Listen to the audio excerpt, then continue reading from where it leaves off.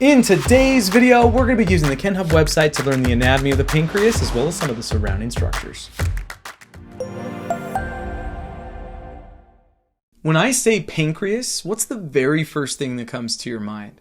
Because if you're anything like my students, it's probably either insulin or diabetes, and it's insulin because of diabetes. And while those are extraordinarily important to understand, I mean, insulin is so vital to our digestive health and so many other things. And then diabetes mellitus is such a prevalent condition in the modern world. It's just that the pancreas is more than those things. And I want you to kind of just bask in the glory of the pancreas because it is such an incredible organ/gland. You're going to see that this thing is pretty darn cool. So to learn about it today, we're going to be going through a 100% free Kenhub article, and we're going to be using atlas images to kind of teach you as we go. And what's cool is you can follow along with me. We've gone ahead and provided a link down in the description below, and all you got to do is just click on it, and you can just kind of ride this train with me and learn all about the pancreas. So I'm going to kind of scan down here, and what I want to do is click on this image, because what it's doing is orienting us to where the pancreas is in the body. So this is an anterior view, and I like to call this Superman vision because you are basically using that X-ray vision to focus in on a very specific part of the human anatomy, and that is the digestive system. So the digestive system begins all the way up here in the oral cavity, and then it's going to end at the rectum and anus. And the pancreas is what we call an accessory organ of the digestive system, meaning that it's not like part of the actual tract, right? Like when you eat food, it doesn't, as it's making its way down to the rectum, it's not going to go through the pancreas. Instead, the pancreas is an outgrowth of the digestive system, and the pancreas is going to produce enzymes that will go into that tube to help with the digestive process. The liver, which is this giant brown thing here, is also an accessory organ for the digestive system. So we have the liver, then we have the stomach behind it, and then there's this green thing here, which is going to be the pancreas. And you're like, that's pretty small. Well, luckily, we have blown it up so you can see it pretty well. And you can again see the liver here, you can see the stomach, and then there's this green thing just like peeking through, but we can also see right underneath it is going to be part of the colon. It's part of the large intestine. This is the transverse colon. We can even see a little slip of this really cool fatty apron that drapes over your intestines called the greater omentum. So what we're going to do is we are now going to imagine you removed those, right? If you removed those, this is exactly what you'd see. You are looking at the pancreas here in green, and then we can also see what's called the pancreatic duct in yellow, and this is what is going to be transporting these enzymes into this thing, which is called the duodenum. The duodenum is the very first part of the small intestine. In fact, duodenum means 12 finger breadths, so basically 12 fingers wide. It's kind of a strange name, but also oddly specific and helpful. So the duodenum is going to be essential to our story today to understand what the pancreas does. And so what we're going to focus on here is breaking down the different areas of the pancreas, because there are 4 of them. And then we're also going to see where these enzymes are going to be deposited, and then we'll also discuss the cells inside of here and what they're going to be producing for our body in terms of endocrine system. So to do that, I'm going to go ahead and click on this image, and again you can see all the text here, right? This is an article, and it's breaks down everything that you're going to really ever need to know about the pancreas. But we're going to scan down. And what I want to do is focus on this image here from our atlas. And so once again, and this is always a good habit to have, whenever you see a new anatomy picture, you want to orient yourself. Like, what am I looking at? And how do I know that I'm looking at it? So this is an anterior view of the upper aspect of the abdominal pelvic cavity.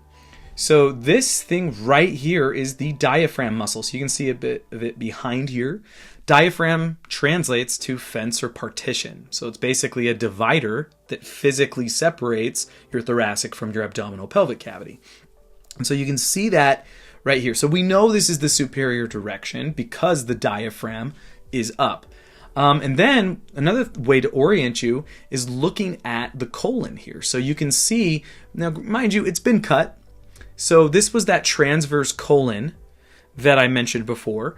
That is basically, it's part of your large intestine, and it takes feces from the right side of your colon to the left side. But this is obviously going to be down. So we know this is inferior. We know this is superior. So the question then really becomes, is this an anterior or posterior view? And the way I see this is the inferior vena cava is my clue. So this giant blue tube back here, if you follow this line, says inferior vena cava, which essentially means giant hollow vein underneath the heart. It's pretty much what its name means. And the reason why this is a clue is because the inferior vena cava is on the right side of the vertebral column, and you can see this is kind of skewed to the right. Again, it's like you're looking at this. So this would be to the right on that individual. We can also see, if you look closely, a kidney. So this is the kidney right here, and then on top of it is the adrenal gland or the suprarenal gland. And that is going to be also an essential component of your endocrine system, but we'll save that for a later day. But the kidneys are posterior. These are actually what we call retroperitoneal. And so, by the way, before I get there, I just want to let you know, that tells us, since we have the inferior vena cava on the right, we can see this kidney in that posterior aspect of the abdomen, that we are looking at this like anteriorly, but things have been removed as well. So basically what's missing is the liver and the stomach. Those are going to be the big players that are missing. The stomach would start here. This is the esophagus. This is the opening from the esophagus. It would turn into your stomach. That would loop around and then plug into this hole, which is that duodenum that we mentioned and saw earlier. So the stomach is missing. The liver is missing. So because of that, though, this is an anterior view, but we are seeing the posterior parts of that upper abdominal cavity. Now, what I want to mention here is this film that is covering that kidney as well as the duodenum here. This is what we call the parietal peritoneum. So this is a connective tissue that is going to help act as a divider of sorts in your abdominal cavity. It does other things, but this is the most relevant for us. What it basically does is it separates structures from front to back. So there are certain structures in front of it, and then there are certain structures behind it. So for example, you can clearly see here that the kidney is behind it. Well, we have a name for that. It's called retroperitoneal. Retro meaning back. So the duodenum is also going to be retroperitoneal. Well, the reason I'm bringing that up is because the pancreas, which is this pink thing here, is going to be mostly retroperitoneal, not in its entirety. In fact, we're going to see this little tip right here called the tail of the pancreas is tipping anteriorly, and when it does that, it's no longer retroperitoneal. But the rest of it is going to be retroperitoneal, and it's also posterior to the stomach, like I mentioned. So basically, to see this, you'd have to remove the stomach, then you'd have to remove the peritoneum, and then you would see this pinkish brownish structure that we call the pancreas. So I think that's giving us a really good lay of the land in understanding exactly what we are looking at here. Now, we're not going to go over each and every one of these structures. Now, what's cool about the way we structure our quizzes here at Kenhub is if you wanted to do, say, a study quiz that includes all of these different structures, you could do that without ever even looking at this image. And you could figure it out. The reason being, those quizzes are built to actually teach it to you. Instead, what I want to do is kind of take this from a high level and look at this and go, okay, well, what is the pancreas and what is it doing, more or less? So to do that, what we're going to do is scan down here, and we see this amazing illustration of the pancreas. And this is what we saw earlier, but now we have things that are labeled. And so what we want to do is, first and foremost, kind of figure out which part of the pancreas is which, because I mentioned that this tip here is what we call the tail. So, but let's start all the way down here, because this really large expanded portion here, most bulbous and massive portion of it, is called the head. So the head is this portion that just kind of nestles in this loop of the duodenum, right? So I've always thought of the duodenum as looking like an elbow noodle, I don't know if you can see what I'm seeing here, but it looks like a macaroni elbow noodle to me. So in this loop right here, you can see the head is just kind of nestled in there. But what you can't really tell, because it's not like you can easily see this, there's like this hook-like portion of it that we call the uncinate process, or uncinate. It's kind of like a potato type situation here. But so the whole thing is the head, but there's this hook portion. You can kind of see it just swinging over, right? It's just swinging over. We call that the uncinate process of the pancreas. And it literally just means hook, by the way. So we have the head, we have the uncinate, but then right behind here, we have the pancreas, so kind of nestled behind that duodenum, we have what's called the neck of the pancreas. So we have the head, then we have the neck, and then that's going to turn into the body. The body is going to be this portion here, and then that turns into the tail. So you think about it, it's head, neck, body, tail. I mean, it's basically an amphibian, is basically what it is in terms of, what it's doing. By the way, it's not an amphibian, but I think you understand what I'm saying here. So that is going to be like the different parts of the pancreas. But I want to really quickly mention just what it does in terms of its endocrine function, because in here you're going to have different cells, right? You're going to have beta cells, you're going to have delta cells, you're going to have alpha cells. And we're not really going to get bogged down in the ultra specifics of what's going on here. I just mainly want you to know that the pancreas is going to be responsible hormonally for producing two primary, that we're going to be mostly focused on, two primary hormones. And that is going to be insulin and glucagon. Again, everyone has mostly heard of insulin, or at least passively. So what these two hormones do is they help to regulate your blood sugar. So basically, how much glucose is available inside of the bloodstream for cells to use for energy. Insulin will decrease your blood sugar, while glucagon will raise your blood sugar.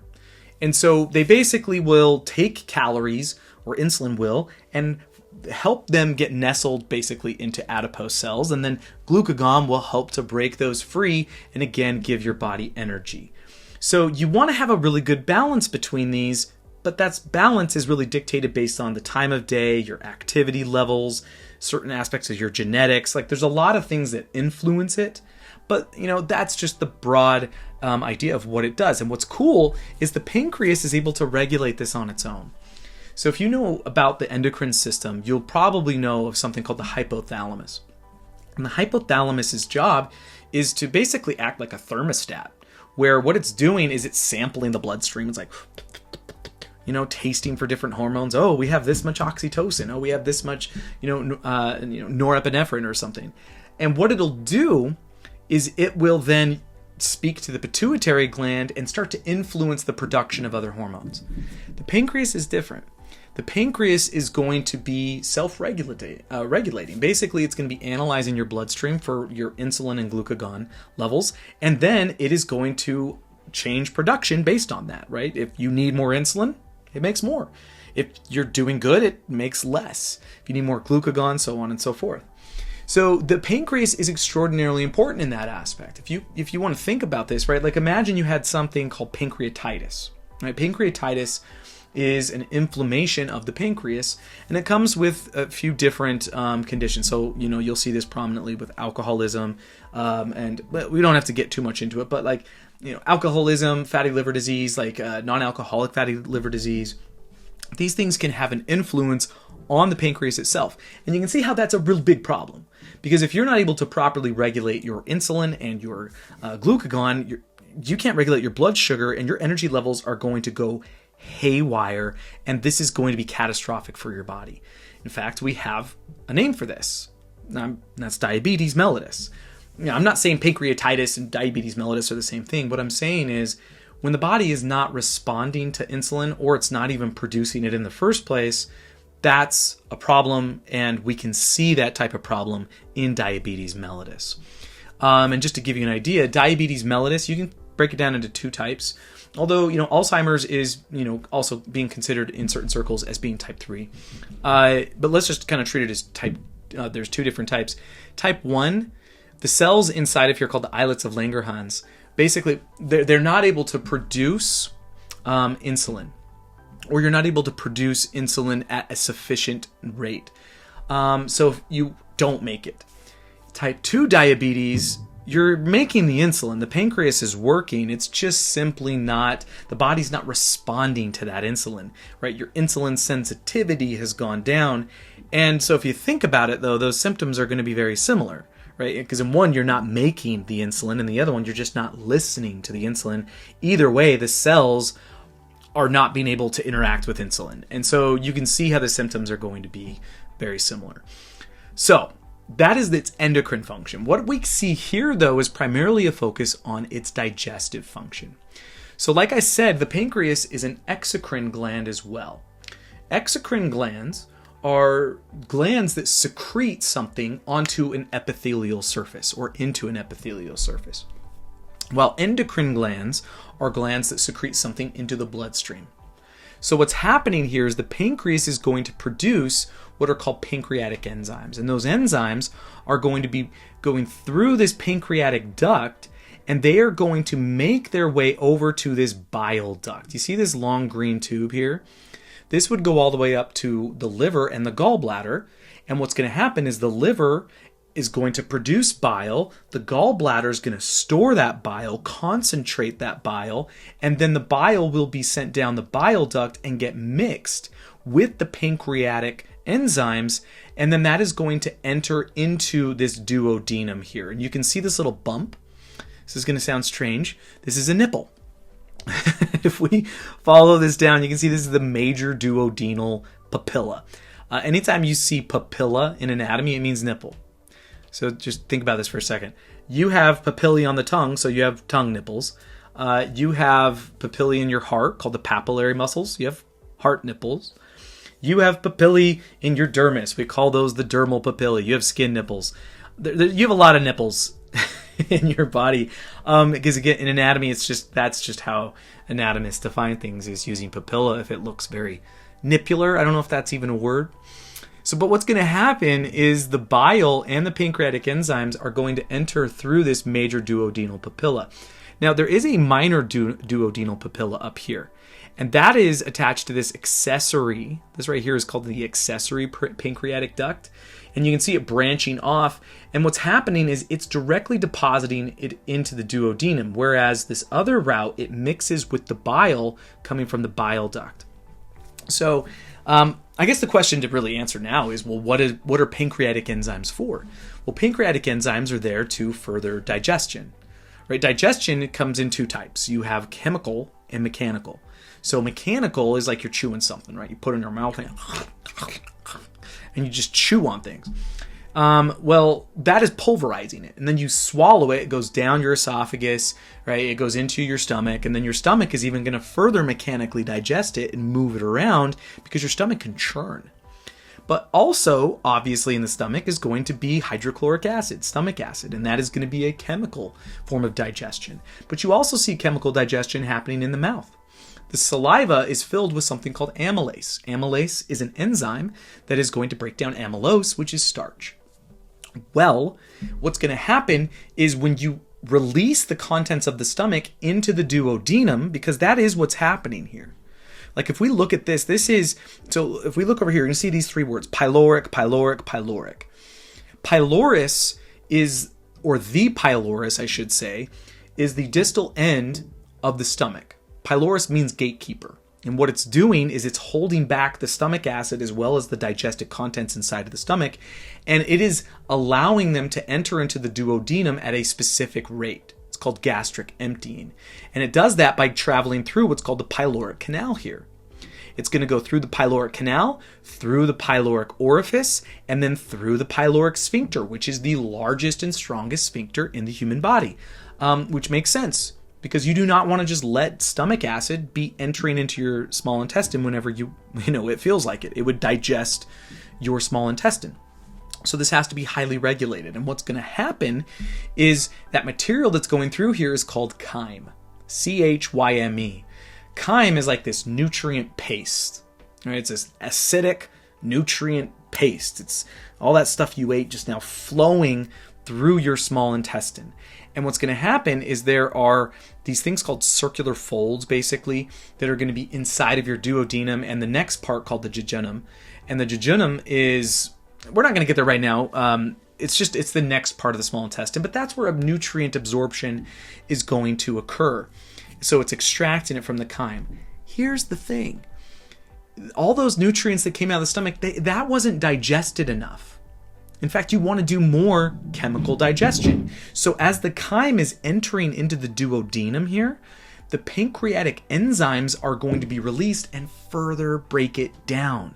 So you're going to find lipases, proteases, right? Like you're basically going to be break down fats, carbs, and proteins. You're going to break down things as best you can with the pancreatic enzymes in here. What this means is that the duodenum is also a site of digestion.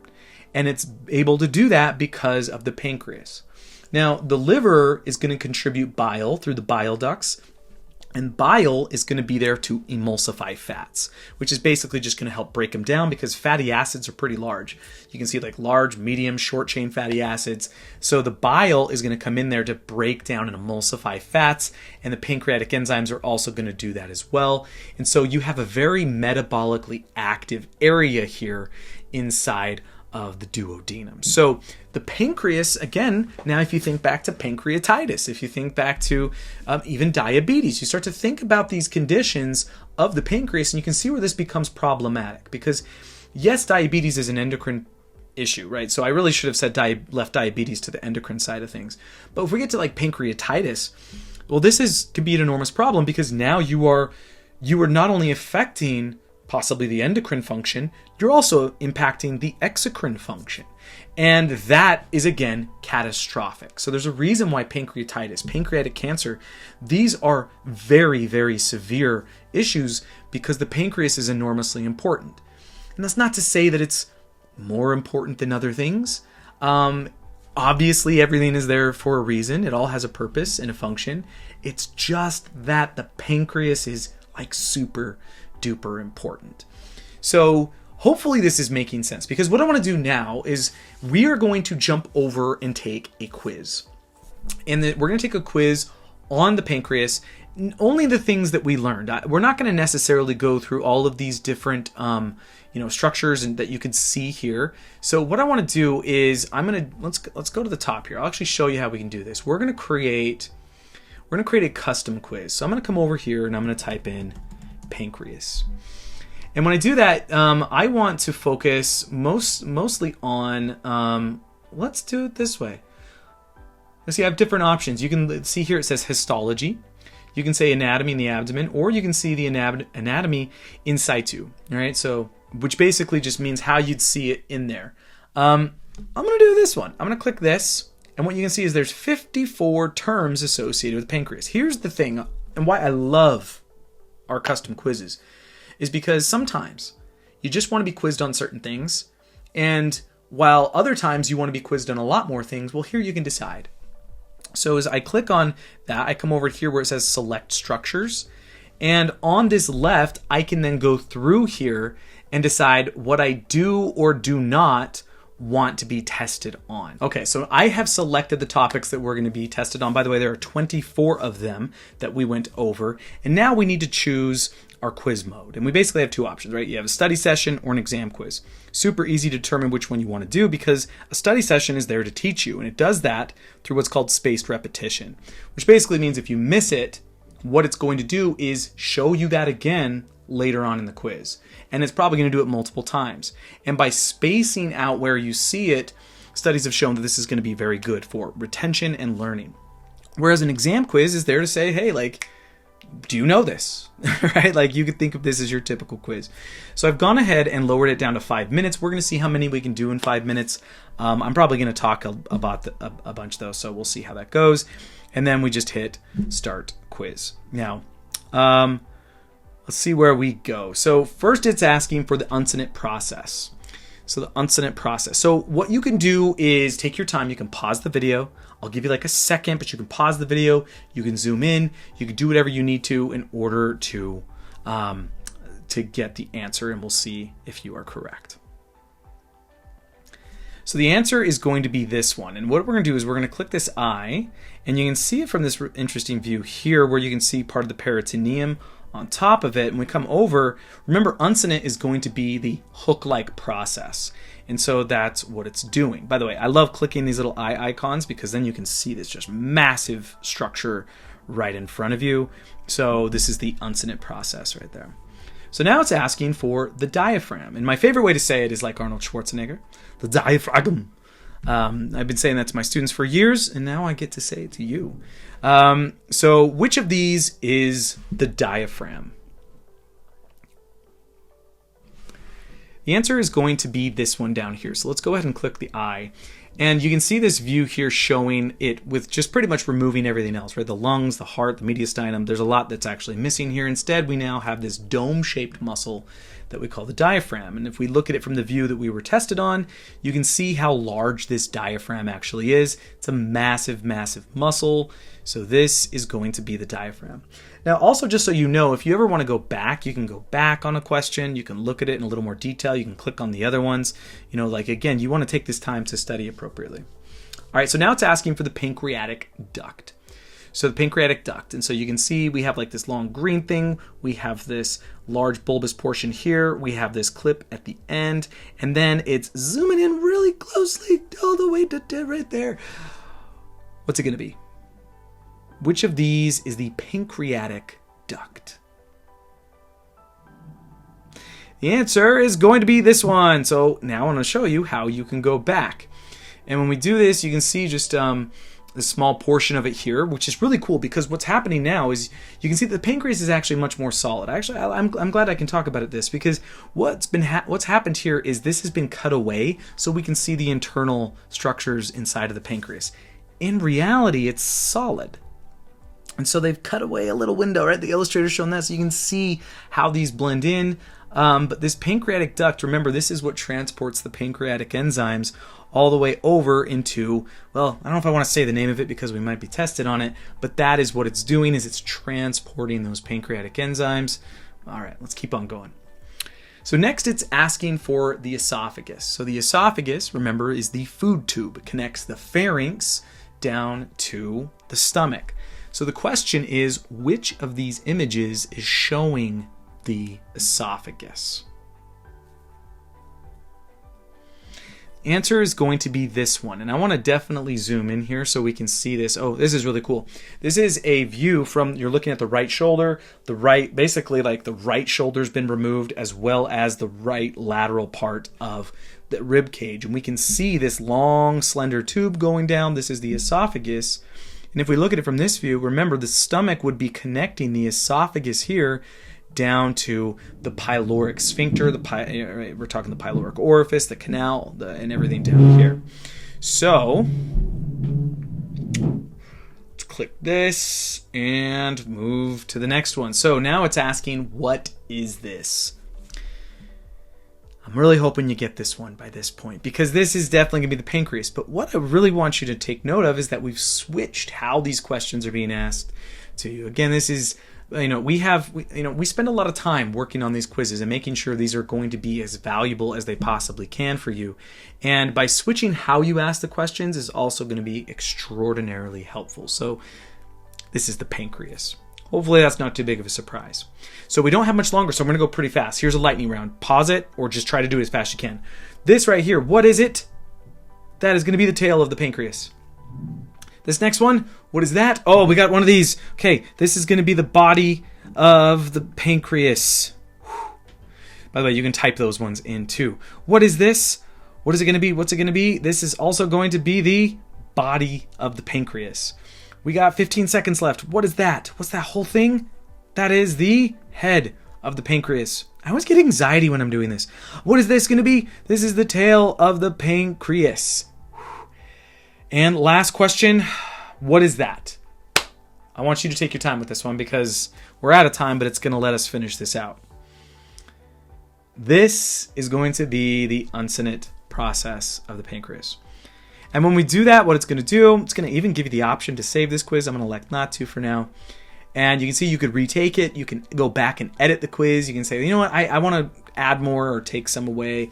And what's cool is we also will store your progress on, these areas so you can start to improve over time. But my hope is that this was helpful to you and you now have a sense of what the pancreas does for you and why it's going to be so important. Now, we are really having a lot of fun making these videos, but we want to make them for you. So if you have tips, if you've made it this far, then chances are you enjoyed this video.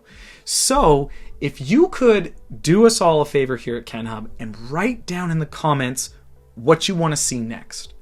Also, I would love it if you told me what I could do better. Like if you're looking at this, you're like, Justin, I wish you had talked about this or that or this or that or left this out. Let us know, right? Like we are always looking to improve. And so if you can tell us what would make for a better experience for you as a viewer, please do just let us know in the comments below. But also, while I'm just doing all this shameless plugs here, if you could also leave a like while you're down there and subscribe if you haven't already, that would be extraordinarily helpful. But thank you for hanging out with me. I hope you learned something new, and I will see you next time.